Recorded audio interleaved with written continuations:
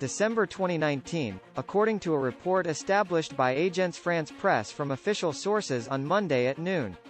The United States is the most affected country in terms of number of deaths, more than 605,000. They are followed by Brazil, 524,000, India, 402,000, Mexico, 233,000, and Peru, 193,000. These figures, which are based on the daily reports of the national health authorities, are generally underestimated. The World Health Organization estimates that deaths could be 2 to 3 times higher.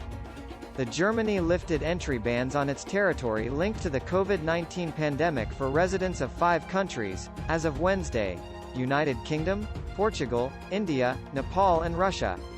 In Latin America, the government of Uruguay, a country of 3.6 million inhabitants, on Monday authorized the resumption of public activities, suspended after several weeks of daily records of infections and deaths.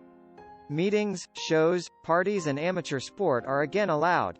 Cinemas have also reopened, with the exception of the 3 most populous departments, including Montevideo, in which they will reopen on July 15. Schools have reopened. Only high schools and universities still work in isolation. Elsewhere, faced with the multiplication of cases, the time is rather to extend or tighten health measures. In Israel, where more than half of the population is nevertheless fully vaccinated, the rebound in contamination constitutes a preliminary sign, potentially lower vaccine efficacy on moderate cases of the Delta variant, said Rand Balaker, head of the National Expert Committee on the epidemic. Bangladesh on Monday extended strict confinement nationwide, with cases of contamination and the number of deaths due to COVID-19 rising.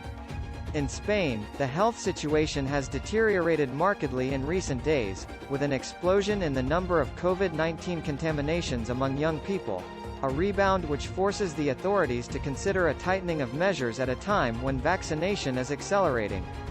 Morocco announced a local manufacturing project for the Chinese Sinopharm vaccine against COVID-19 with, short-term, a production capacity of 5 million doses per month, according to the Moroccan press agency MAP. The project will require a total investment of around €421 million.